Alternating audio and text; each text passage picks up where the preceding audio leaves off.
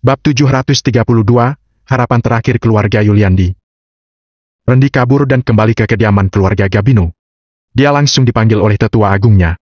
Begitu keluarga Gabino tahu bahwa Randy telah kehilangan akar Panax dan harta lainnya, mereka semua langsung ketakutan. Orang yang menyerang bahkan tidak muncul, tetapi bisa melukai Hadrian dan belasan pengawal alam langit setengah langkah dari keluarga Rubianto sampai terluka parah.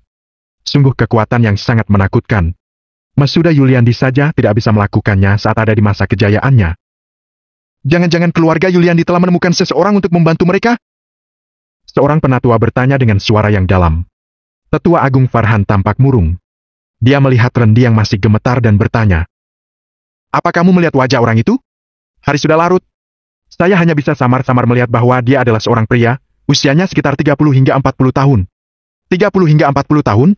Mudah sekali. Farhan menghela napas lega dan berkata sambil tersenyum. Aku rasa orang ini bukan penolong yang diutus oleh keluarga Yuliandi. Pertama, keluarga Yuliandi tidak memiliki koneksi dengan orang seperti ini. Kedua, keluarga Rubianto dan keluarga Gabino sama-sama diperintahkan oleh klan tersembunyi. Klan ataupun organisasi lain pasti tidak akan ada yang berani menyinggung kita. Ketiga, kalau keluarga Yuliandi benar-benar menemukan seorang penolong, kenapa dia melepaskan orang-orang kita? Selain itu, kita masih punya. Tanpa menyelesaikan kalimatnya, Farhan melambaikan tangan dan tidak berkata apa-apa lagi.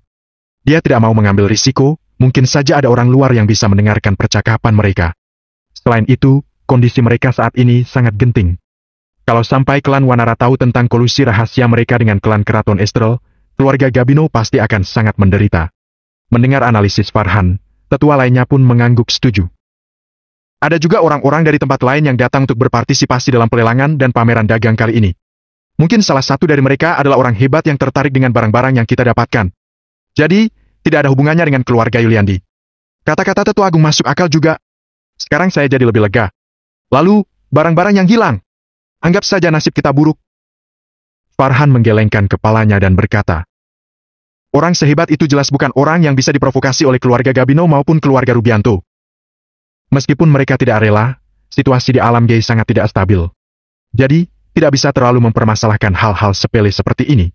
Apalagi mereka telah bekerja sama dengan keluarga Rubianto. Kalau berhasil menghancurkan keluarga Yuliandi, mereka juga akan mendapatkan bagian dari operasi ini. Oleh karena itu, kerugian hari ini masih bisa diabaikan. Ada masalah penting lainnya yang harus dibahas. Farhan menyilangkan kedua tangannya dan menatap Randy. Pernikahanmu dengan gadis dari keluarga Winata itu harus diselesaikan secepat mungkin. Randy berkata dengan ekspresi risih. Kakek, Renata sudah jadi pasien vegetatif. Memangnya masih harus menikahinya? Nikahi dia. Setelah keluarga Yuliandi hancur, keluarga kita pasti akan jadi target keluarga Rubianto yang selanjutnya. Mungkin kita bisa mempertahankan status quo sekarang, tapi bagaimana dengan 5 tahun 10 tahun kemudian? Kita tidak bisa menunggu begitu saja. Pokoknya harus terus memperluas kekuatan kita. Keluarga Winata memang tidak terlalu kuat, tapi masih ada sedikit kekuasaan. Gabungkan mereka ke keluarga Gabino, di masa depan pasti akan bermanfaat bagi keluarga kita. Setelah sedikit jeda, Farhan tersenyum licik dan berkata, selain itu, siapa bilang orang vegetatif tidak bisa berhubungan intim? Kamu bisa melakukan apa yang kamu inginkan padanya. Setelah menikah, kamu masih bisa bermain dengan wanita lain. Asalkan jangan terlalu sering dan terang-terangan, keluarga Winata tidak akan terlalu mempermasalahkannya. Mata Randy langsung berbinar. Dia menjilat bibirnya dan berkata, kalau begitu saya mengerti. Hei, saya sudah lama mendambakan tubuh wanita itu. Saya akan membuatnya hamil dan memberi Anda cucu yang besar dan gemuk di masa depan. Haha, bagus, bagus, bagus. Farhan sangat senang dan mengelus janggutnya sambil berkata, kalau begitu, masalah ini sudah diputuskan. Besok langsung pergi. Sosok Wisnu muncul di benak Randy. Kalau bukan karena bajingan ini, penampilannya tidak akan begitu mengenaskan malam ini. Namun, keluarga Yuliandi akan segera hancur. Wanita yang dicintai Wisnu pun akan menjadi miliknya, berbaring di tempat tidur dengan pasrah dan membiarkannya berbuat sesuka hati. Memikirkan hal ini, ekspresi Randy menjadi sangat tercela. Dia sangat menantikan hari itu. Kabar bahwa keluarga Rubianto dan keluarga Gabino yang mengadang anggota keluarga Yuliandi di gerbang hotel telah tersebar ke seluruh kota Yogantara dalam waktu 1 malam. Meskipun mereka tidak tahu hasilnya, mereka tahu pasti keluarga Yuliandi akan kalah. Andaikan keluarga Yuliandi bisa mendapatkan batu hati angsa, mungkin masih ada harapan. Namun, sekarang sudah tidak ada harapan apapun. Semua orang mengejek nasib keluarga Yuliandi dan menebak apa yang mereka hadapi di masa depan. Aula keluarga Yuliandi. Begitu para tetua mendengar kabar tentang pencegatan itu, mereka langsung mengadakan pertemuan internal. Ini berkaitan dengan keberlangsungan keluarga Yuliandi. Anggota keluarga yang memiliki status sekecil apapun, semuanya berkumpul di tempat ini. Di aula, wajah semua orang tampak suram, suasananya membuat orang merasa tertekan. Tidak bisa begini terus. Seorang tetua menepuk meja, matanya berkedip-kedip dan ekspresinya tampak kesal. Walaupun keluarga Yuliandi dimusnahkan, kita harus membiarkan energi sejati keluarga Rubianto rusak parah. Walau harus mati, kita harus mati dengan penuh harga diri dan perjuangan maksimal. Aku setuju, kalau kita terus buang-buang waktu seperti ini, keluarga Yuliandi hanya menunggu mati. Daripada mati seperti seorang pengecut, lebih baik melawan mereka secara langsung daripada mati sia-sia. Di aula, ekspresi orang-orang di aula keluarga Yuliandi menjadi makin tertekan dan mata mereka semua memancarkan amarah. Keluarga Rubianto telah menggertak mereka berkali-kali, kali ini sudah melampaui batasnya. Di masa lalu, karena pertimbangan situasi secara keseluruhan, mereka masih bisa menoleransi, tetapi sekarang mereka mencegat dan mengancam tuan muda mereka di tengah jalan, ingin memutuskan garis keturunan keluarga Yuliandi. Bagaimana mereka bisa menahan ini? Jervis menggertakkan giginya. Yang diadang adalah putra dan putrinya. Dia jauh lebih marah dari siapapun saat mendengar kabar itu. Namun, sebagai kepala keluarga, dia harus tetap tenang dan tidak boleh impulsif. Keluarga Rubianto memang menyebalkan, tetapi keluarga Gabino juga memilih untuk melawan kita. Kalau kita menyerang secara agresif, keluarga Gabino tidak akan diam saja. Kita tidak bisa menang kalau diserang bersamaan oleh kedua keluarga itu. Jervis menarik napas dalam-dalam dan berkata. Mendengar ini, semua orang segera diam. Seorang penatua berkata dengan murung. Meskipun begitu, apa kita harus menunggu mati begitu saja? Jervis terdiam, suasana di aula itu kembali hening dan tegang. Kak, apa benar tidak ada cara lain lagi bagi kita untuk bertahan? Karena tidak dapat menahan tekanan, Mika pun menoleh ke arah kakaknya. Wisnu hanya bisa menghela napas, mengelus kepala adiknya dan berkata, keluarga Rubianto dan Gabino sudah dari dulu ingin menghancurkan keluarga kita, kali ini mereka mendapat dukungan dari dua klan tersembunyi yang besar. Jadi, kita hampir tidak punya peluang sama sekali untuk menang. Meskipun dia ingin menghibur adiknya, sekarang, dia bahkan tidak bisa berbohong sedikit pun. Mika menggigit bibirnya dan air mata mulai menggenang di matanya. Dia melihat ke orang-orang yang ada di aula. Mereka semua adalah kerabatnya. Mungkin tidak lama lagi mereka akan mati dengan tragis di tangan keluarga Rubianto, tempat ini akan menjadi neraka bagi mereka. Andaikan orang itu bersedia membantu kita, mungkin bisa. Mika bergumam dengan suara pelan. Mendengar ini, mata semua orang tertuju pada Mika. Jervis bertanya dengan ragu. Siapa? Wisnu berpikir sejenak dan berkata.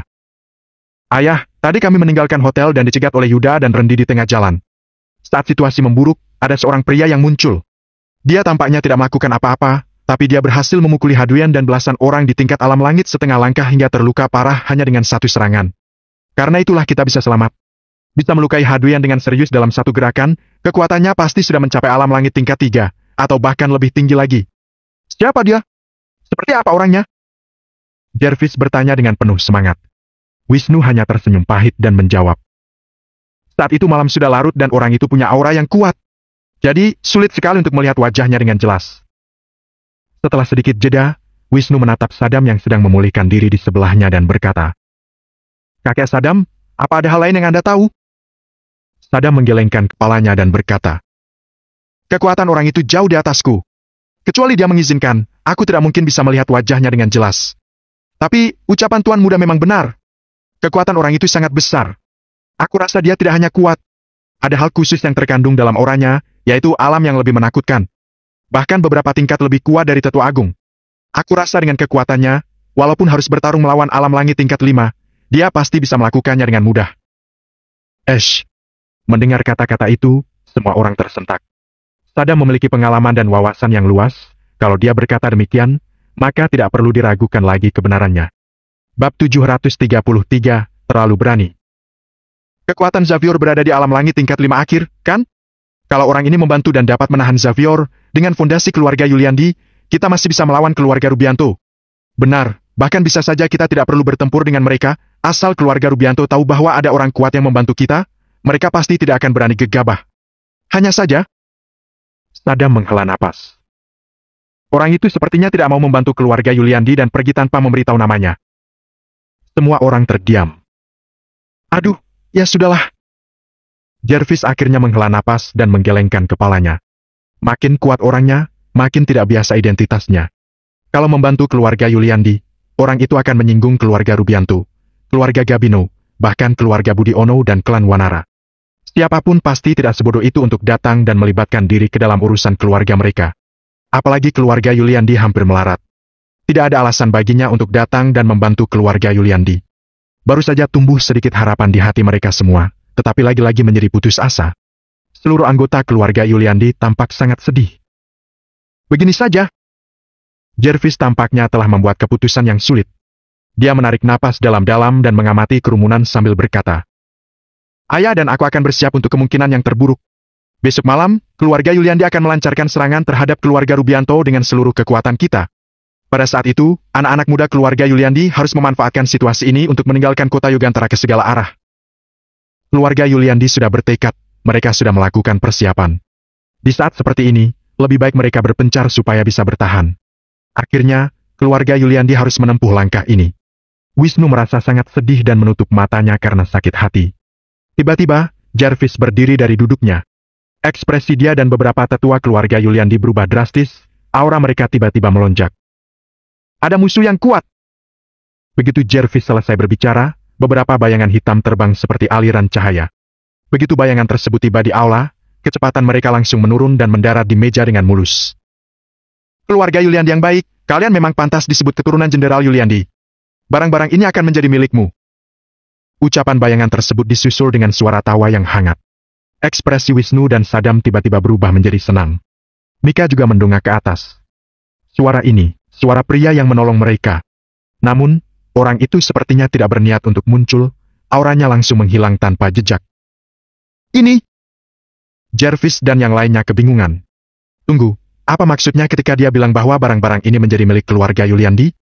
Tatapan semua orang tertuju pada meja di aula. Begitu melihat barangnya, Jervis dan Sadam langsung tersentak. "Batu hati angsa! Akar panax! Ada besi meteorit juga!" Sadam melihat 3 harta karun yang tidak asing lagi baginya di atas meja, dia langsung berdiri dengan penuh semangat, tidak memedulikan luka-lukanya. Tubuh yang masih lemah bergetar hebat. Jervis juga gemetaran sambil menyentuh harta-harta di depannya. Dia menemukan sebuah belati dan berkata dengan heran, "Ini kan belati mimpi milik keluarga Rubianto. Harusnya benda ini ada di tangan Yuda. Kenapa, Tuan Jervis?" Sadam tersandung dan langsung berlutut. Dia merasa sangat senang, bahkan sampai menangis dan berkata, "Kepala keluarga, pria itu yang barusan datang. Dia mendapatkan semua benda ini dari Yuda dan Rendi. Tidak disangka dia akan memberikan semuanya kepada kita. Keluarga Yuliandi akhirnya diselamatkan." Ekspresi anggota keluarga Yuliandi yang lainnya membeku sesaat, kemudian diikuti dengan senyuman gembira di wajah mereka. Meskipun mereka sudah siap untuk berpencar, siapapun sebenarnya tidak ada yang ingin mati. Sekarang keluarga Yuliandi telah mendapatkan barang-barang ini, bantuannya benar-benar datang tepat waktu. Wisnu mulai bereaksi dan segera bergegas untuk keluar. Namun, dia langsung dihentikan oleh Jervis. "Kamu mau kemana?" "Ayah, aku mau mencari orang itu, lalu memintanya untuk tinggal dan membantu keluarga Yuliandi," kata Wisnu mendesak. "Kembalilah, duduk." Jervis tertawa dan memarahinya. "Bocah, kamu sudah tidak muda lagi, harus lebih dewasa dong. Orang itu telah memberikan bantuan yang begitu besar pada keluarga Yuliandi, kamu masih mau menyuruhnya untuk menetap dan ikut bertempur. Mimpi yang luar biasa." Sadam juga tersenyum dan berkata, "Tuan muda, kita sudah menerima kebaikannya yang begitu besar. Kalau kita secara paksa menahannya, bukankah berarti keluarga Yuliandi serakah? Selain itu, pasti ada alasan bagi orang tersebut untuk muncul dengan cara seperti itu. Kalau kamu buru-buru mengejarnya seperti ini, kemungkinan akan menyinggung orang itu." Keluarga Yuliandi telah mendapatkan bantuan besar. Hal ini membuat suasana hati semua orang menjadi lebih baik. Bahkan Sadam, yang biasanya tidak pernah menunjukkan senyuman sama sekali, jadi tersenyum manis dan tertawa. Wisnu menggaruk kepalanya dan berkata, "Aku tidak berpikir sejauh itu. Ayah, dengan akar panax, sebagian besar luka kakek pasti bisa pulih. Dengan bantuan batu hati angsa, kakek juga bisa menerobos alam." "Benar." Jervis tersenyum, matanya tertuju pada besi meteorit dan menghela napas dengan penuh haru. "Dengan adanya barang ini, tombak keluarga Yuliandi akan jadi sempurna dan bisa kembali menggemparkan dunia. Ya ampun, keluarga kita memang sangat diberkati." Semua keluarga Yuliandi menghela napas lega dan sangat terharu. Keluarga Yuliandi mungkin benar-benar bisa menghindari kematian mereka. Ketika Wisnu kembali ke sisi adiknya, Mika tampak terdiam dan menatap ke arah luar. Dia pun bertanya sambil bercanda. Kenapa? Kecewa ya, karena kakak nggak bawa orang itu ke sini? Mika tertegun sejenak, lalu membantah. Kak, jangan menggodaku. Aku hanya ingin tahu pria itu orang yang seperti apa. Aku tidak tahu, tapi aku baru bertemu dengan dua orang seperti itu dalam hidupku. Orang yang punya hati dan watak yang demikian. Yang satu adalah pria barusan, yang satunya lagi adalah kawanku itu. Dia? Mika cemberut dan berkata, Kak, pandanganmu benar-benar buruk sekali. Bagaimana mungkin pengecut itu bisa dibandingkan dengan pria dermawan barusan? Wisnu menggelengkan kepalanya dan tidak membantah. Dia tidak membabi buta berpikir bahwa Agam adalah orang baik. Entah di bendungan, kejadian dengan keluarga Rubianto di pagi hari, ataupun pameran dagang malam ini, dapat dilihat bahwa pikiran dan wawasan Agam berada di luar jangkauan semua orang. Ketika Jervis mendengar percakapan antara anaknya, senyum di wajahnya berangsur-angsur menghilang. Dia pun mulai merenung. Jervis tiba-tiba bertanya, Wisnu, temanmu di mana? Wisnu tercengang, tidak mengerti mengapa ayahnya menanyai soal Agam. Sebelum Wisnu bisa menjawab, Mika mendengus. Dia tadi ketakutan sampai hampir kencing di celana. Lalu, dia beralasan pergi untuk membeli makan malam dan langsung menyelinap pergi. Mungkin saja dia sudah di dalam mobil sekarang. Jervis mengerutkan kening dan tidak berbicara. Kemunculan pemuda ini terlalu aneh, atau bisa dibilang saatnya terlalu tepat. Saking tepatnya, dia mau tidak mau jadi curiga bahwa Agam telah melakukan semua ini secara diam-diam. Pada saat itu, seorang generasi muda keluarga Yuliandi masuk dan berkata, Tuan, teman Tuan muda Wisnu sudah kembali. Jervis segera berkata, Cepat bawa beliau ke sini. Beliau? Kepala keluarga memanggilnya beliau. Anggota keluarga Yuliandi yang lainnya tampak bingung. Meskipun pemuda ini adalah teman Wisnu, seharusnya tidak perlu begitu sopan. Beberapa tetua lain mulai merenung dan langsung mengarah ke pemikiran yang sama dengan Jervis. Mereka saling memandang dan ekspresi mereka tampak aneh. Apakah pria misterius itu adalah Agam? Generasi muda keluar dan tidak lama kemudian kembali bersama Agam yang membawa 2 kotak makanan di tangannya. Nak, tadi kamu pergi kemana? Jervis memicingkan mata dan bertanya sambil tersenyum. Aku keluar untuk beli camilan. Agam tampak bingung dan menyerahkan kotak makanan kepada Wisnu sambil tersenyum. Aku tahu kalian belum makan malam, jadi aku bungkusin nasi goreng untuk kalian. Masing-masing tambah 2 telur goreng. Omong-omong, katanya nasi goreng di kota Hanjara terkenal banget. Apa nasi goreng buatan keluarga Yuliandi juga sangat enak? Semua orang terdiam. Seluruh aula jadi sunyi sekali. Wisnu tidak tahan dan menutup matanya. Kawan, niatmu memang baik, tetapi kok bisa seberani ini sih? Di saat genting seperti ini, masih mau makan nasi goreng? Bahkan minta nasi goreng masakan keluarga Yuliandi? Lagi pula, apa hubungannya kota Hanjara dan keluarga Yuliandi? Bab 734, tetap tenang. Mika menatap Agam dengan terkesiap dan berkata, Kamu benar-benar keluar untuk makan malam? Bahkan bungkus untuk bawa pulang? Hah! Apa kamu sama sekali tidak takut mati? Lah, bukannya begitu. Apapun yang dilakukan seseorang, pasti akan memengaruhi sebab akibatnya. Kalau orang-orang itu bertindak keterlaluan, mereka pasti akan mendapatkan balasan. Kenapa takut? Agam berkata dengan santai. Ada baiknya bersikap optimis seperti ini. Wisnu, ada beberapa hal yang bisa kamu pelajari dari temanmu ini. Saat terjadi sesuatu, jangan langsung panik. Orang seperti ini bisa menjadi seseorang yang hebat. Jervis menyimpulkan dan tersenyum pada Agam sambil berkata, Nak, apa kamu menemukan sesuatu yang tidak biasa saat masih di luar? Ya, kata Agam setelah berpikir sejenak. Katakanlah, apa yang tidak biasa? Jervis berdiri dengan penuh semangat, anggota keluarga Yuliandi yang lainnya juga menatap Agam dengan penuh harapan. Hari ini cuacanya sangat dingin, jadi harus tambah 1 pakaian lagi biar tetap hangat. Agam memandang orang-orang di sekitarnya dan berkata dengan serius. Terutama orang-orang tua seperti kalian, harus perhatikan supaya tidak masuk angin ya. Sialan! Entah siapa yang mengatakannya, kata itu mengungkapkan isi hati semua orang. Nak, kamu sengaja mempermainkan kami, ya? Di saat seperti ini, kamu masih mengucapkan kata-kata yang tidak relevan seperti itu. Sadam pun berkata dengan kesal. Mereka semua masih waspada dan gugup. Agam malah masih santai seperti biasanya. Dia masih memikirkan tentang makanan. Mereka benar-benar tidak tahu apakah memang dia seberani itu atau hanya terlalu bodoh. Aku cuma mengatakan yang sebenarnya. Agam menggelengkan kepalanya dan melanjutkan. Kalau seseorang lapar, tidak bisa tidur nyenyak, kondisinya akan makin memburuk dan tidak bisa melakukan apapun dengan baik. Apa kalian tidak tahu bahwa orang-orang itu mau kalian semua jadi seperti ini? 3 hari kemudian, mereka bahkan tidak perlu menyerang sama sekali. Kalian mungkin sudah lemah dan terlalu lelah. Kalau sampai terjadi, kalian mau lawan mereka dengan apa? Walau situasi sedang kacau dan tidak stabil, tetap jaga hati kalian untuk tetap tenang. Aku harap kalian akan memahami maksudku. Pergi, pergi! Memangnya kamu tahu apa? Cepat pergi sana! Ucap salah satu tetua sambil melambai dengan tidak sabar. Wisnu menarik agam dan berkata, "Kawan, kamu mungkin sudah lelah karena keluar seharian. Aku akan membawamu kembali untuk beristirahat. Tunggu sebentar." Tiba-tiba, Jervis mulai berbicara. Tatapannya penuh makna dan dia menatap agam sambil berkata, "Anak muda, kata-katamu telah memberiku pencerahan yang luar biasa. Aku telah hidup begitu lama, tapi tetap tidak sebaik kamu." Apa? Semua orang terkejut. Wisnu dan Mika menatap ayah mereka dengan tidak percaya. Yang mereka tahu, ayah mereka selalu tegas dan memiliki temperamen yang kuat. Tidak disangka, sekarang dia malah mengatakan hal seperti itu di depan semua orang. Hal ini sangat mengejutkan, mereka bahkan mengira bahwa sudah salah dengar. "Tuan Jervis." Beberapa orang tampak seperti ingin mengatakan sesuatu, tetapi Jervis melambaikan tangannya dan menyela mereka. Dia memandang semua orang sambil tersenyum dan berkata, "Semuanya, barusan aku memanggil kalian semua untuk menghadiri pertemuan mendesak ini. Aku rasa kalian semua pasti belum makan apa-apa, kan? Pulang dan makanlah. Habis itu mandi dan tidur dengan nyenyak. Semuanya akan dibahas besok." Semua anggota keluarga Yuliandi saling memandang. Karena kepala keluarga telah memerintahkan, mereka pun tidak mengatakan apa-apa lagi. Mereka berpamitan dan satu persatu pergi. Wisnu menerima nasi goreng yang telah dikemas oleh Agam dan membagikan 1 porsi untuk adiknya.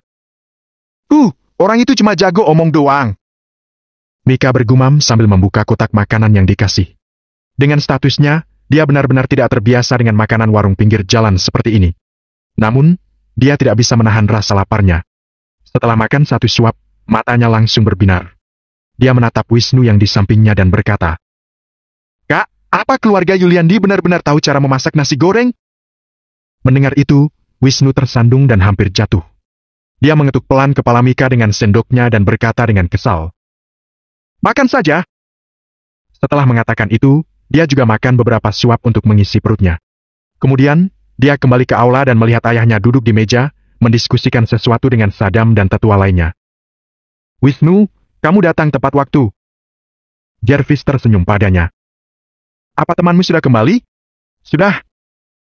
Wisnu mengangguk, lalu dia teringat sesuatu dan bertanya, "Ayah, apa kamu curiga bahwa pria misterius itu adalah Agam?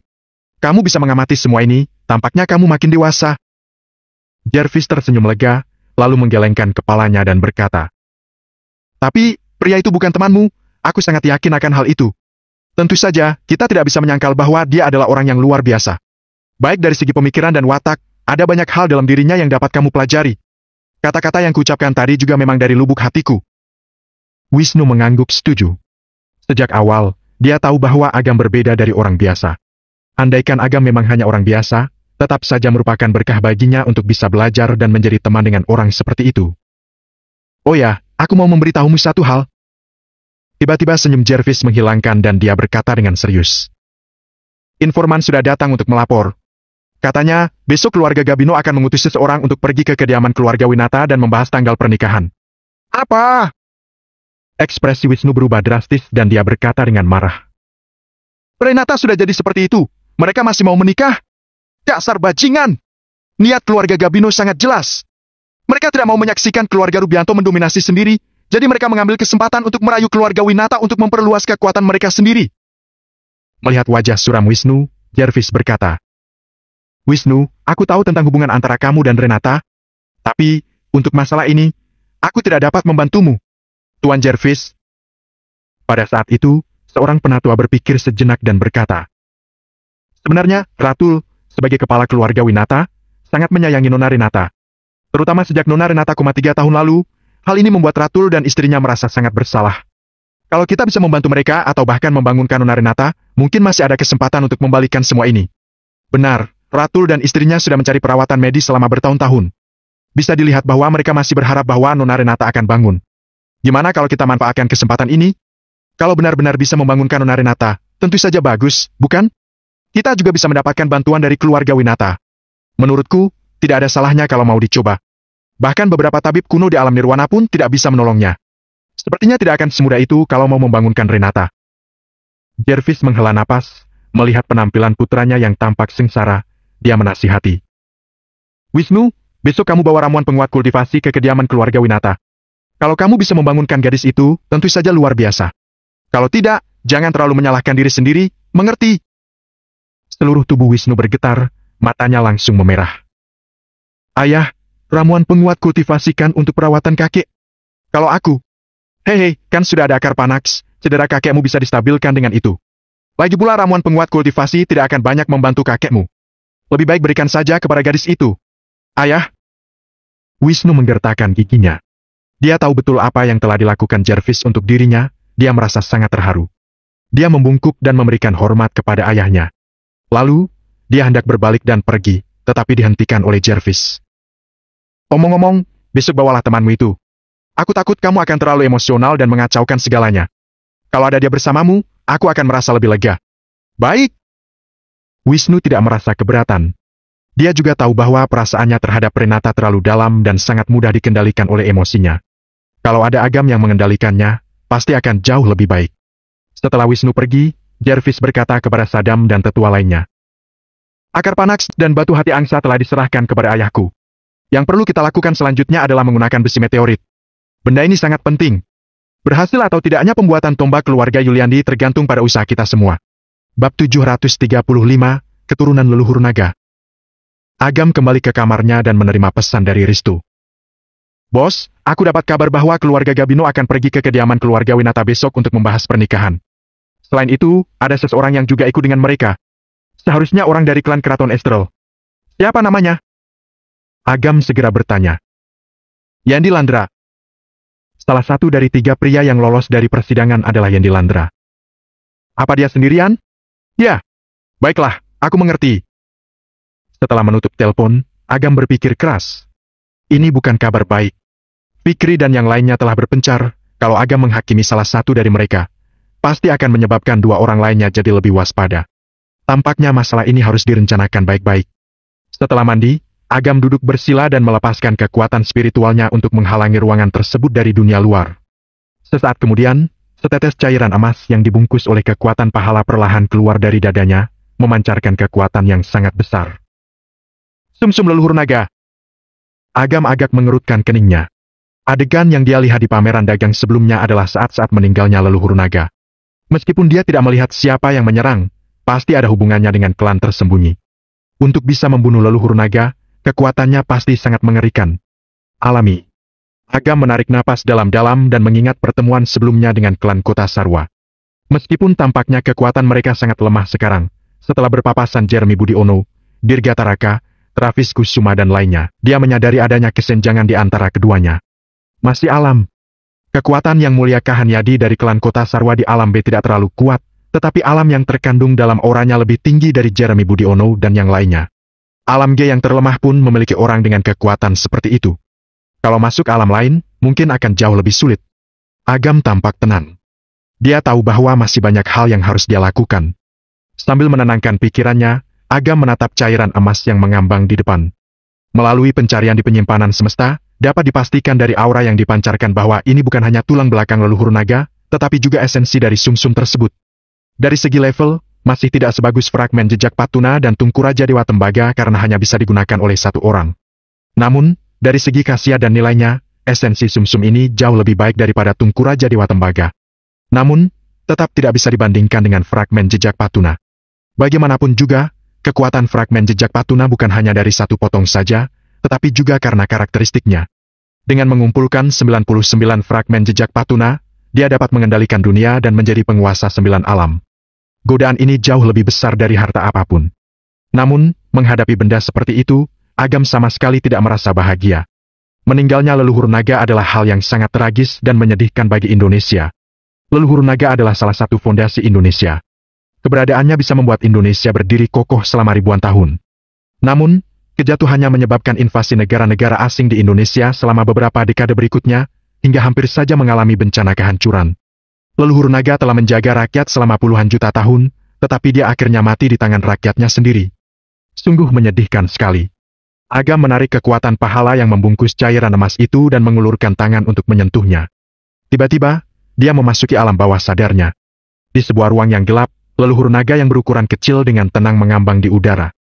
Ketika Agam mendekat, leluhur naga itu perlahan-lahan membuka mata emasnya, menyebarkan keagungannya dan mengungkapkan rasa sakit serta kekecewaan yang mendalam. Mungkin dia masih belum bisa memahaminya. Selama ini dia sudah berusaha melindungi semua makhluk hidup dan keturunan kerajaan kuno, tetapi akhirnya malah jadi seperti ini. Bajingan tidak berbakti ini datang menemui Anda. Salam, leluhur naga. Melihat leluhur naga yang tampak kecewa, hati Agam merasa sangat sedih dan tidak dapat banyak bicara. Dia pun berlutut dan memberikan salam. Mata leluhur naga memancarkan cahaya keemasan yang langsung menyelimuti Agam. Dia menggelengkan kepalanya, seakan-akan tidak menyalahkan Agam. Mungkin dia tahu bahwa Agam adalah raja penguasa neraka.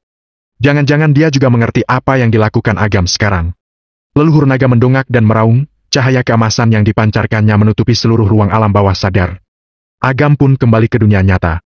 Tulang belakang leluhur naga bersinar terang, di saat berikutnya berubah menjadi meteor kecil dan melesat ke arahnya. Agam sangat tercengang. Dia mau mengorbankan dirinya sendiri. Tidak boleh. Kalau dia melakukannya, jejak terakhir leluhur naga di dunia ini mungkin akan hilang selamanya.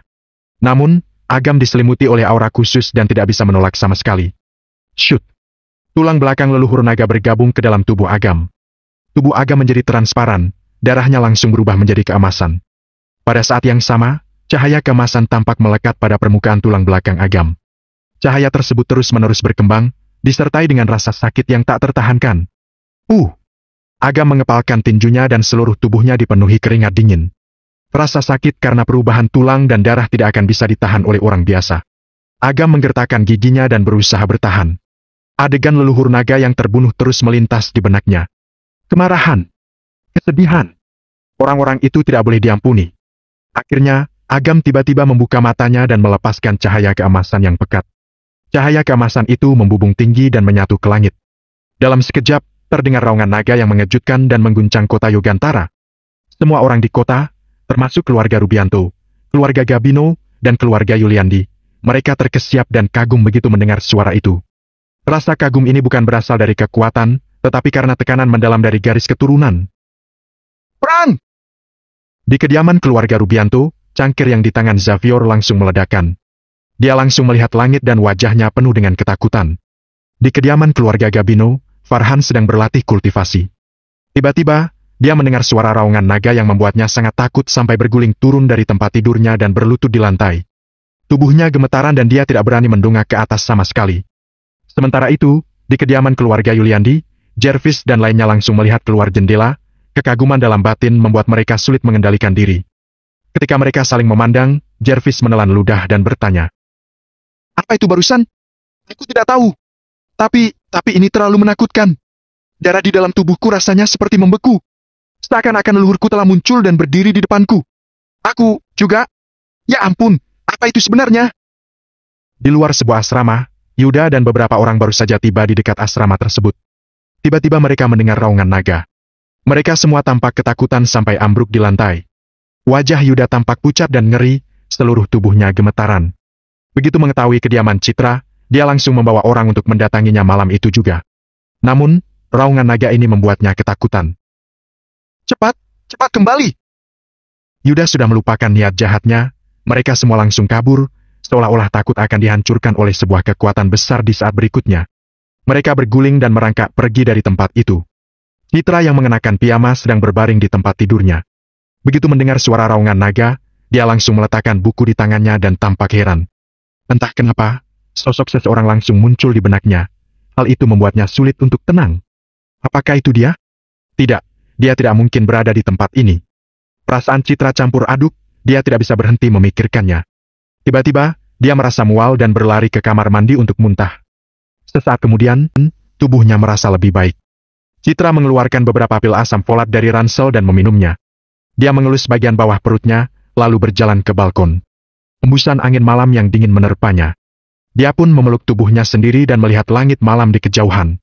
Matanya yang indah berkilap seperti bintang. Di dalam rumah keluarga Yuliandi, aura Agam berangsur-angsur menjadi tenang. Setelah tulang belakang leluhur naga bergabung dengan tubuhnya, darahnya menjadi makin murni.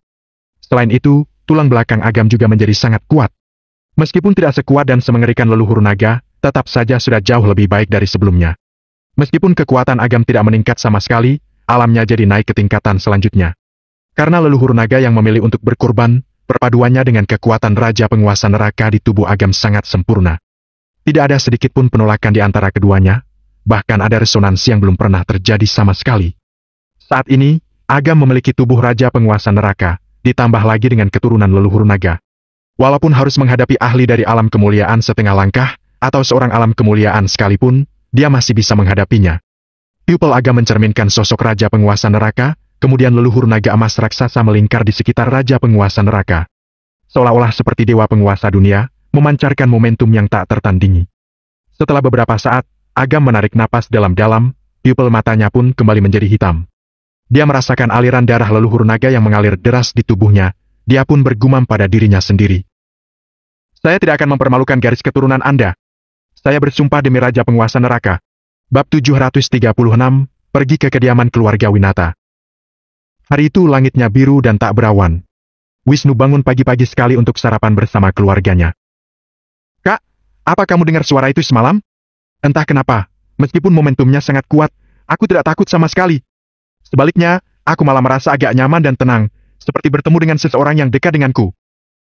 Mika memiringkan kepalanya dan berkata kepada Wisnu. Benar, aku juga merasakannya. Wisnu mengangguk setuju. Karena tidak ada niat jahat dalam momentum itu, hanya orang jahat yang akan merasa ketakutan. Sambil tersenyum, Jervis berjalan mendekat ke arah mereka, dapat dilihat bahwa dia agak lelah.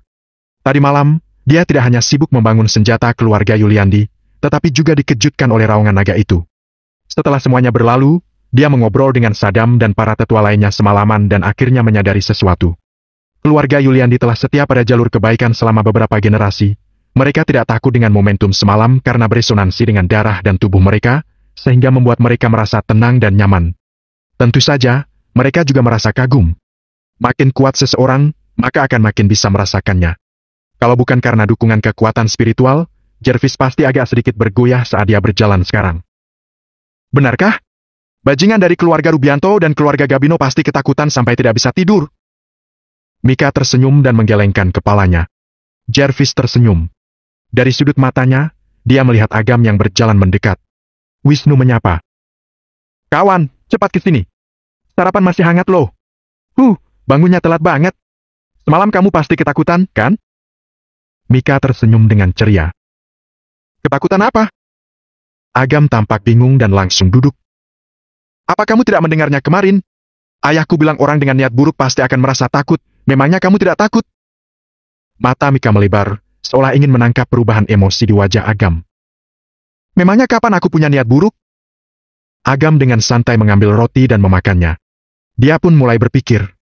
Keturunan leluhur naga merupakan garis keturunan orang Indonesia. Semua orang Indonesia pasti akan merasakan tekanan dari garis keturunan tersebut. Satu-satunya hal yang membedakan Agam dengan yang lain adalah keturunan leluhur naga dan tubuh Raja Penguasa Neraka telah terintegrasi dengan sempurna. Kekuatan garis keturunan sudah bercampur dengan aura penghakiman. Orang biasa tentu saja tidak akan terpengaruh. Tapi orang jahat akan merasa takut dan ngeri. Melihat Agam yang dengan santai makan roti, Mika jadi makan dengan cepat. Dia berpikir bahwa kalau dia makan lebih banyak, maka tidak akan ada makanan lagi yang bisa dimakan oleh Agam. Setelah beberapa saat, Mika sudah kekenyangan dan menopang dirinya sendiri. Melihat Agam masih belum berhenti makan, dia pun langsung bergumam. Makan terus! Aku rasa cepat atau lambat, kamu akan menjadi gendut. Melihat kelakuan adiknya, Wisnu menggelengkan kepalanya tanpa daya. Begitu dia memikirkan keluarga Winata, tatapannya jadi agak sedih. Setelah Agam selesai makan, dia berkata, Kawan, hari ini aku mau minta bantuanmu. Nanti aku mau pergi ke kediaman keluarga Winata. Aku harap kamu akan ikut denganku. Kediaman keluarga Winata? Agam agak memicingkan matanya. Kebetulan sekali. Tempat apa itu? Ngapain ke sana? Agam mengaduk kopinya dan berpura-pura tidak tahu apa-apa. Bahkan keluarga Winata saja tidak tahu. Mika mendengus. Sini aku kasih tahu. Keluarga Winata adalah sebuah keluarga besar di kota Yugantara.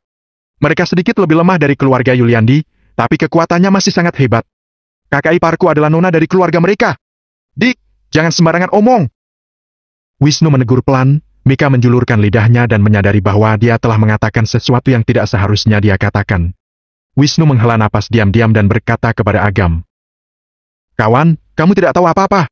Aku dan Renata Winata memang telah berjanji untuk bersama seumur hidup, tetapi rencana kami diganggu oleh Rendi dari keluarga Gabino. Renata terpaksa bunuh diri dan telah koma selama 3 tahun. Masalah ini juga ada hubungannya denganku. Awalnya, aku tidak bermaksud mengganggu. Tapi, hari ini Rendi akan pergi ke kediaman keluarga Winata untuk membahas pernikahan. Aku tidak akan pernah membiarkan Renata dinodai oleh bajingan itu. Jadi... Wisnu mengepalkan tinju, matanya mulai memerah dan menunjukkan niat membunuh. Dia mengembuskan napas panjang dan tersenyum pahit pada Agam. Aku takutnya tidak bisa mengendalikan emosiku dan malah membuat kekacauan. Aku ingin mengajakmu supaya bisa membantuku menstabilkan emosi. Agam mengangguk. Keluarga Gabino ada koneksi dengan klan Wanara dan klan Keraton Estrel, Yendi Landra juga akan ada di sana. Dia hanya perlu mengambil kesempatan ini untuk berkunjung ke kediaman keluarga Winata untuk membantu Wisnu dan mengetahui situasi keluarga Gabino yang sebenarnya. Mungkin saja akan ada keuntungan yang tidak terduga. Kak, aku juga mau pergi. Mika langsung berkata. Kamu tidak boleh pergi. Wisnu mengerutkan kening dan berkata. Kamu juga terlalu emosian, sangat mudah mengacaukan segalanya.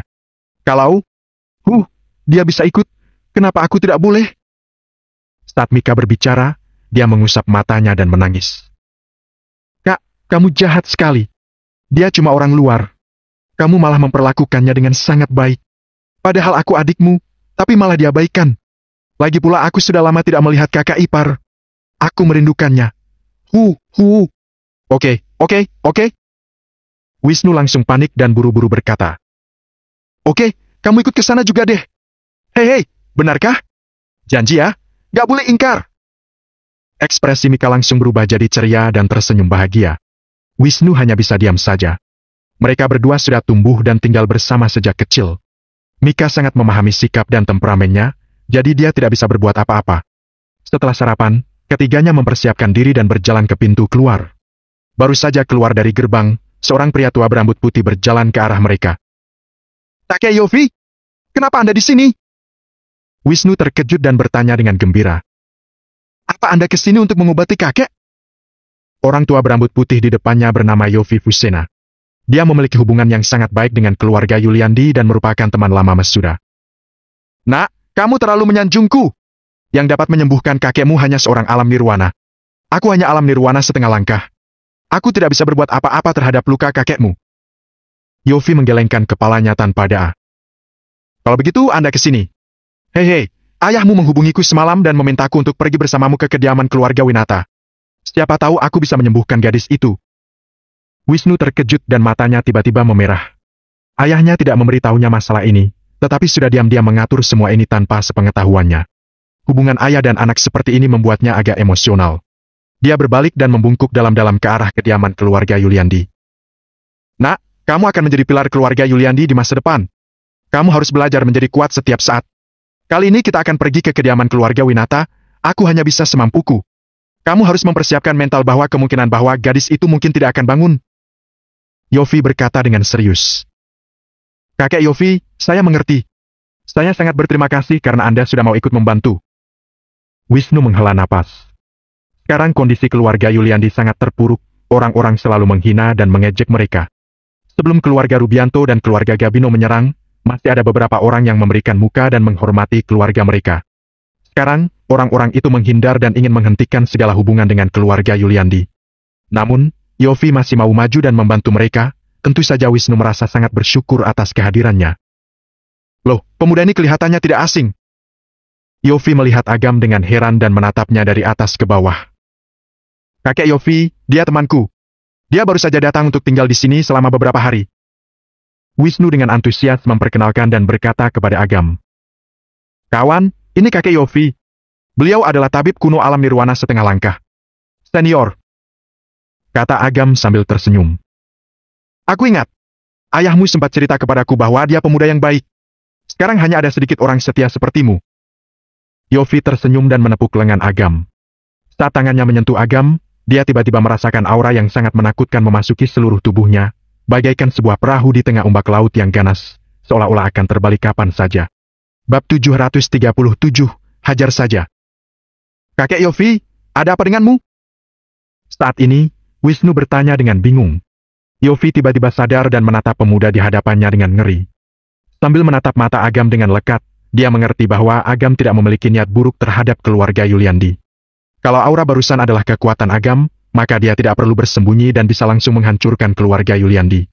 Adapun identitas dan niat Agam yang sebenarnya, itu bukan hal yang bisa dia ketahui. Memikirkan hal ini, Yofi sedikit lega dan tersenyum pada Wisnu. Tidak ada, aku hanya merasa bahwa pemuda ini seperti teman yang dulu sempat aku kenal. Kalau begitu, aku juga merasa senior terlihat tidak asing. Agam tertawa. Melihat keduanya seperti ini, Wisnu dan Mika merasa agak bingung. Sebagai salah satu dari 4 keluarga bergengsi di kota Yogantara, meskipun keluarga Winata tidak setenar keluarga lainnya, mereka memiliki kekuatan yang cukup baik. Bisnis mereka tersebar di sebagian alam G, memiliki sumber daya keuangan yang melimpah dan koneksi yang beragam. Mereka berempat naik bus menuju kediaman keluarga Winata. Sekitar 500 meter dari tujuan, bus mereka diadang dan tidak boleh mengemudi lagi. Dengan tak berdaya, mereka harus turun dan berjalan kaki. Hari ini adalah hari besar. Aku dengar keluarga Gabino datang untuk melamar dan keluarga Winata pun menyambut mereka dengan hangat. Aku rasa urusannya pasti akan selesai hari ini. Aku dengar Renata masih koma. Bagaimana bisa menikah kalau begitu? Siapa yang tahu? Kasihan gadis itu. Demi menjaga kesuciannya, dia bunuh diri dengan minum obat dan jadi koma. Walau begitu, pada akhirnya dia juga akan jadi mainan suaminya. Di sepanjang jalan, terdengar suara orang-orang yang membicarakan tentang lamaran pernikahan ini.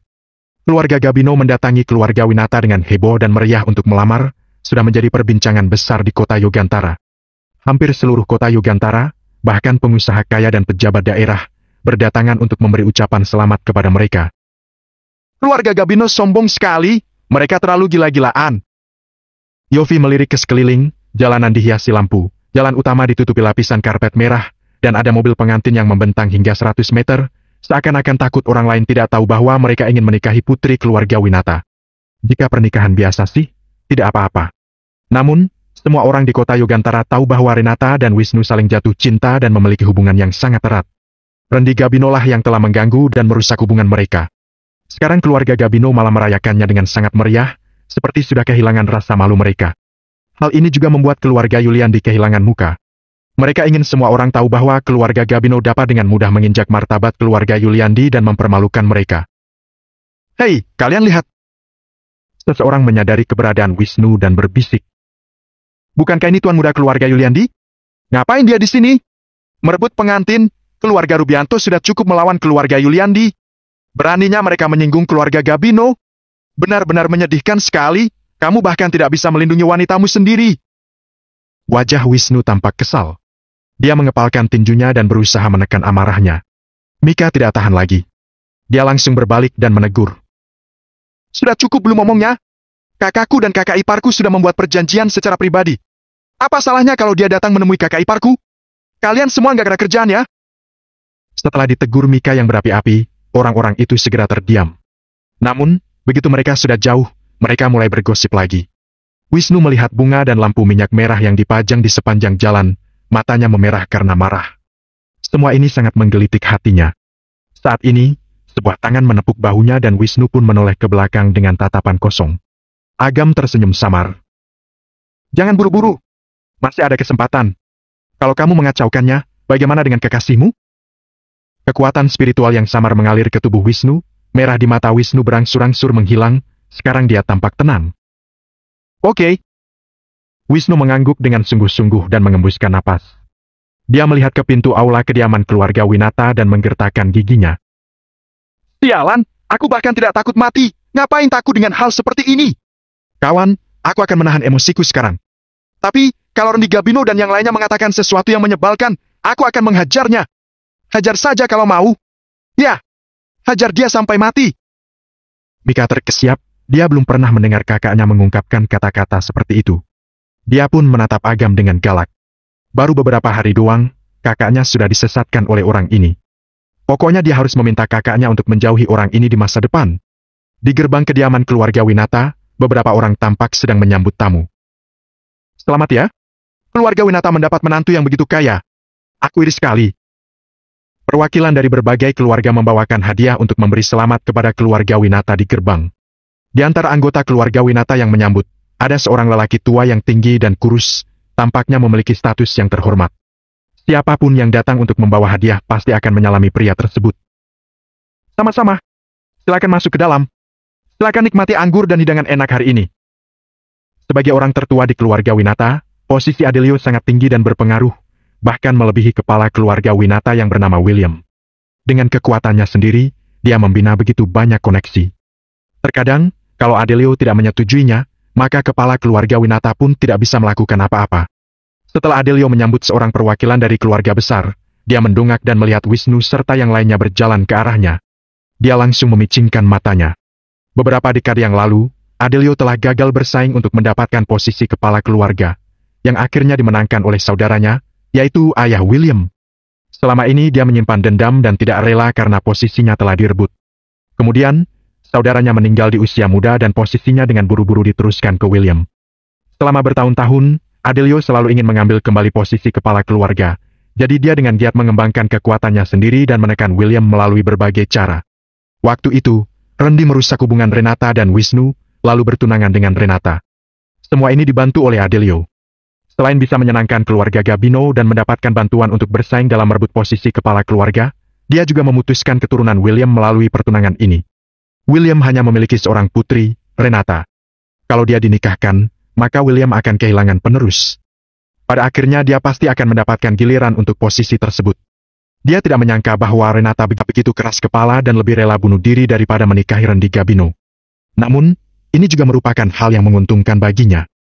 Keadaan Renata saat ini lebih buruk daripada sebelumnya. William dan istrinya sudah menghabiskan banyak tenaga dan waktu untuk mencari dokter ilahi dan ingin mengobati putri mereka. Walaupun William adalah kepala keluarga Winata, yang mengontrol segalanya adalah Adelio. Setelah pernikahan hari ini selesai, dia akan punya alasan untuk menjatuhkan William dari posisi kepala keluarga. Walaupun kedatangan Wisnu hari ini sangat mengejutkannya, dia tidak panik sama sekali. Dulu, kalau keluarga Yuliandi datang untuk mencari masalah, dia mungkin akan takut. Namun, keluarga Yuliandi sudah menjadi sasaran keluarga Rubianto dan keluarga Gabino. Cepat atau lambat keluarga Yuliandi pasti akan dimusnahkan. Kenapa dia harus takut pada orang-orang yang sekarat? Tuan Muda Wisnu dari keluarga Yuliandi, kenapa kamu datang ke kediaman keluarga Winata yang sederhana ini? Adelio dengan sengaja mengencangkan suaranya dan mengadangnya di depan pintu masuk. Dia memicingkan matanya dan menatap Wisnu dengan tatapan mencemooh. Satu persatu tamu menghadap dan melihat Wisnu dengan aneh. Wisnu Yuliandi? Berani-beraninya dia datang ke sini? Wisnu menatap lekat pada pria tua di hadapannya. Pria tua inilah yang diam-diam membuat kekacauan dan merusak hubungannya dengan Renata. Kalau bukan karena Adelio, dia dan Renata mungkin telah menikah dan memiliki anak. Kalau bukan karena Adelio, Renata tidak akan koma dan berbaring di tempat tidur selama 3 tahun. Sambil menarik napas dalam-dalam, Wisnu menekan amarahnya dan berkata dengan ekspresi dingin. Kenapa aku tidak boleh datang?